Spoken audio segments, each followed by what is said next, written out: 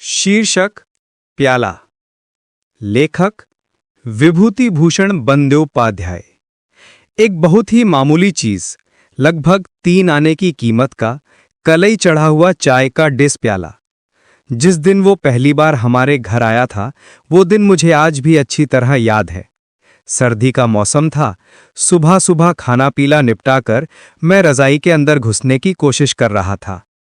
ऐसे में काका की आवाज सुनकर बैठक की ओर चला गया।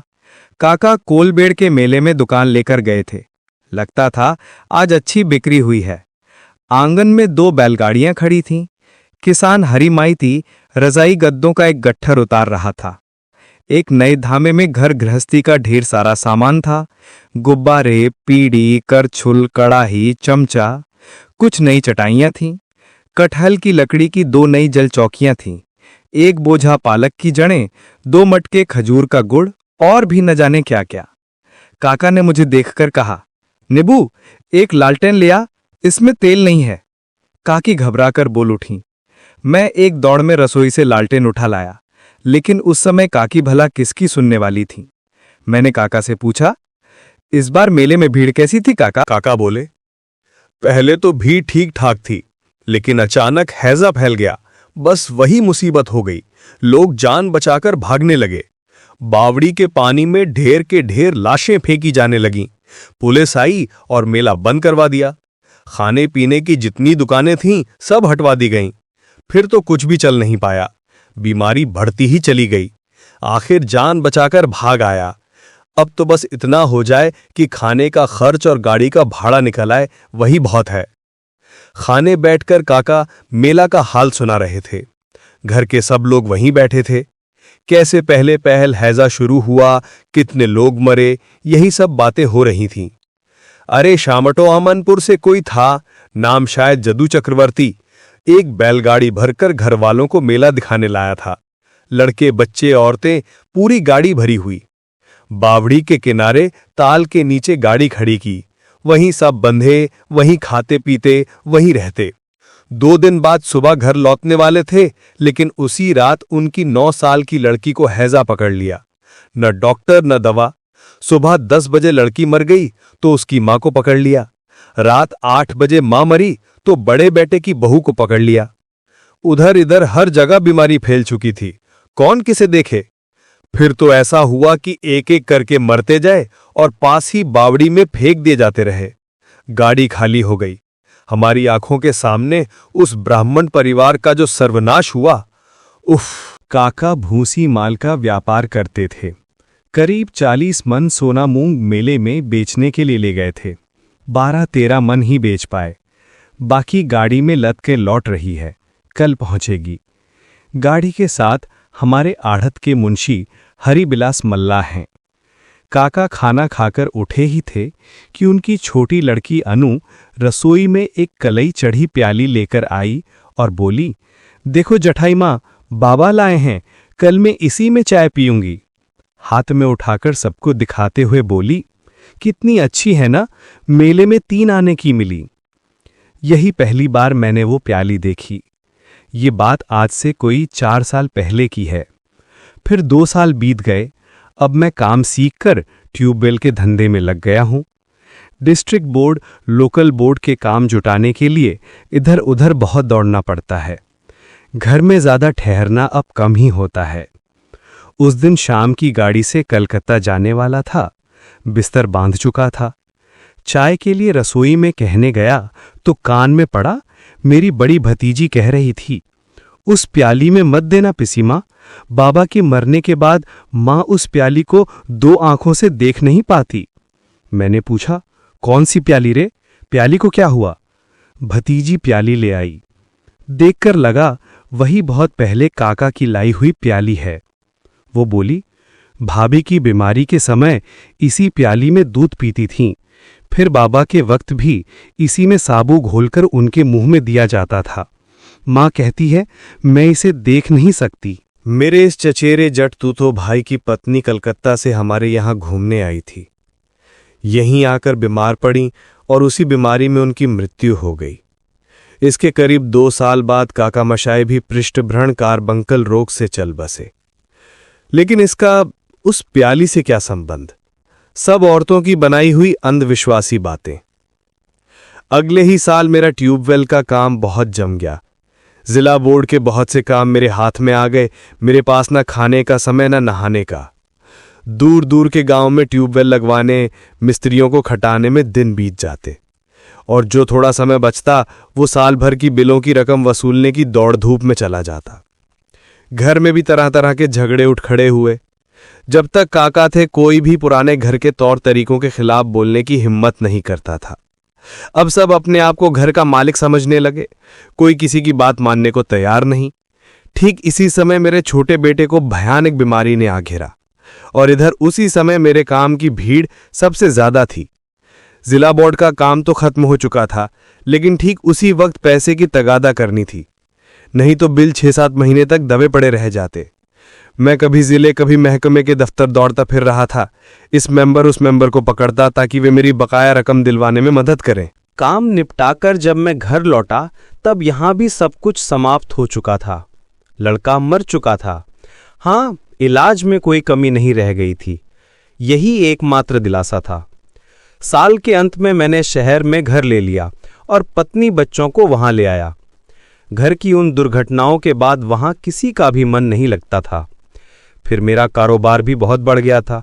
हमेशा शहर में ना रहूं तो काम का नुकसान होता। ट्यूबवेल के कारोबार में उतरकर एक बात मेरी आंखों के सामने साफ हो गई है कि हमारे देश में, विशेषकर देहात के लोगों जैसा आलसी स्वभाव शायद दुनिया में कहीं और नहीं। इतने थोड़े में संतुष्ट रहने वाले लोग कैसे हो सकते हैं? जो उनसे परिचित नहीं है वे इसकी कल्पना भी नहीं कर सकते।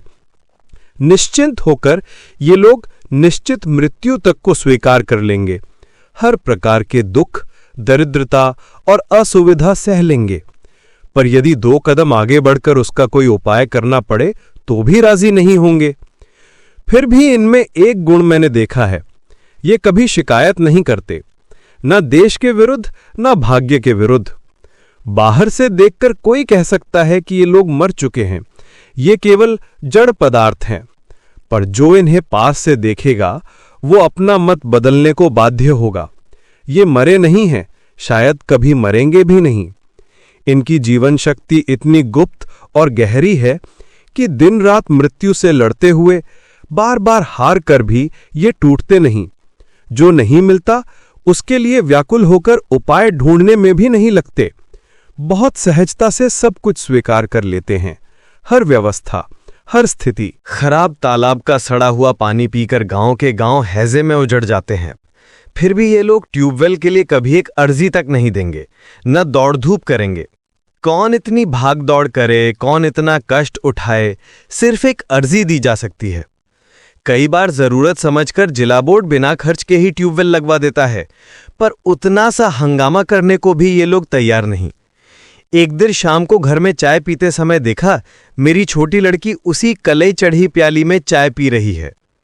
हालांकि मैं इन बातों को नहीं मानता, फिर भी ना जाने क्यों मन में एक अजीब सा भाव उठा। चाय खत्म होते ही प्याली को चुपके से बाहर ले जाकर दीवार के उस पार जंगल की ओर जोर से फेंक दिया। काका की बड़ी लड़की की शादी हो चुकी थी। छोटी लड़की अनु अब 9-10 बरस की होगी, बहुत बुद्धिमती। शहर के लड़कियों के स्कूल में पढ़ाने के लिए उसे घर ले आया था। स्कूल में दाखिला भी करवा दिया।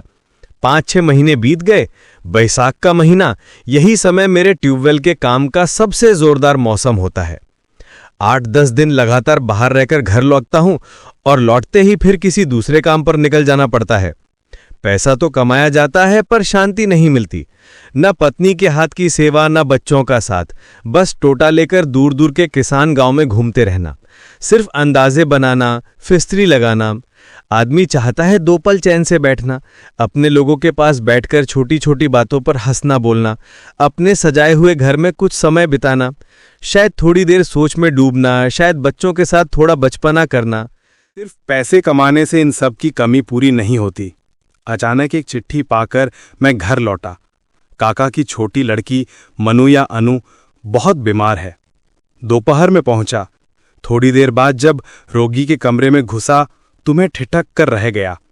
मेरी पिसी माँ उसी कलई चढ़ी प्याली में रोगी को साबू या जौ का पानी पिला रही थी। मैं अपनी बेटी को अलग ले जाकर धीरे से पूछा, वो प्याली कहाँ से आई रे? खोकी बोली, कुत्ता या न जाने क्या उसे जंगल में ले गया था बाबा। मनुदी ने देख लिया था, वही उठा लाई थी। बहुत दिन की बात है, दीवार के बाहर जो जंगल है ना, वहीं घसीट कर ले गया था। मैं हैरानी से बोला, मनु लाई थी? पक्का जानती है तू? खुकी मेरे चेहरे की ओर अचरज से देखकर बोली, हाँ बाबा, बिल्कुल जानती हूं।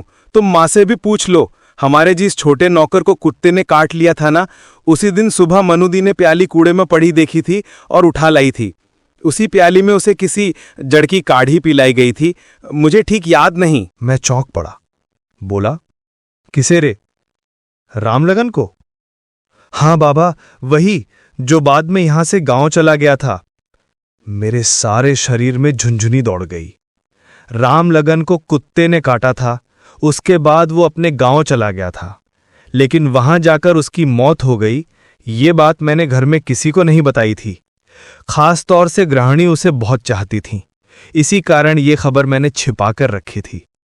वो हमारे ट्यूबवेल के मिस्त्री शिवशरण की साली का लड़का था। ये बात मुझे करीब महीने भर पहले पता चली थी। उस समय तक मनु की हालत बहुत खराब नहीं थी। डॉक्टर कह रहे थे डर की कोई बात नहीं, लेकिन मुझे लगा वो बचेगी नहीं। इस घर में उस प्याली का इतिहास और कोई नहीं जानता। बीमारी के समय उसमें जो जहर या पानी या दूध पीता है, वो फिर लौटकर नहीं आता। ये बात केवल काका की बड़ी बेटी जानती थी और वो अब ससुराल में है। थोड़ी देर बाद मैंने फिर चुपचाप उस प्याली को फेंक दिया। हाथ में लेते ही ऐसा लगा मानो सारा शरीर सिहर उठा हो। प्याली जैसे जीवित हो। मुझे लगा जैसे किसी क्रूर जिंदा विषधर सांप के बच्चे को छू लिया हो, जिसके स्पर्श में मृत्यु है, जिसकी सांस में मृत्यु है। अगले दिन दोपहर से मनु की बीमारी ने टेढ़ा रास्ता पकड़ लिया। 9वें दिन वो मर गई। मैं जानता था वो मरेगी। मनु की मौत के बाद उस प्याली को फिर ढूंढकर निकाल लिया, बैग में भर लिया और काम पर निकलते समय अपने साथ ले गया। 7-8 कोस दूर एक सुनसान बिल के किनारे फेंक आया। तब जाकर जैसे सांस में सांस आई। शोक की पहली आंधी गुजर जाने के बाद कोई 2 महीने बीते होंगे। घर थोड़ा शांत हुआ था। एक दिन बातों बातों में पत्नी से उस प्याली का जिक्र कर बैठा। मेरी बात सुनते ही वो जैसे बदल गई। अजीब निगाहों से मेरी ओर देखने लगी। मुंह से कोई बात निकल ही नहीं रही थी। मैं बोला, शायद तुमने कभी इतनी गहराई से ध्यान नहीं दिया, इसलिए समझ नहीं पाई, लेकिन मैं तो शुरू से। मेरी पत्नी ने फीके चेहरे से कहा, एक बात कहूं, आज अचानक याद आ गया। थोड़ी देर चुप रही, फिर बोली, खोका जब मरा था और उसी साल आषाढ़ के महीने में उसी कलाई की प्यारी में मैं उसे नारियल का पानी पिलाती थी। कितनी बार अपने हाथ से पिलाया है। तुम तो तब बाहर ही बाहर घूमते रहते थे, तुम्हें पता नहीं। मैं कोई जवाब नहीं दे सका, लेकिन मन जैसे किसी और ही बात में उलझा हुआ था। एक सवाल लगातार भीतर ही भीतर मुझे मथ रहा था। क्या वो प्याली सचमुच हमें छोड़ चुकी है? मैंने उसी समय उसे तोड़ फोड़ कर चूर चूर क्यों नहीं कर दिया? कहीं वो फिर किसी तरह लौटकर इस घर में घुस तो नहीं आएगी? प्रिय दोस्तों, अंत तक साथ रहने के लिए धन्यवाद। कृपया हमें प्रोत्साहित करने के लिए इस वीडियो को लाइक, शेयर और सब्सक्राइब करें। आपका सहयोग ही हमारी सबसे बड़ी प्रेरणा है। धन्यवाद।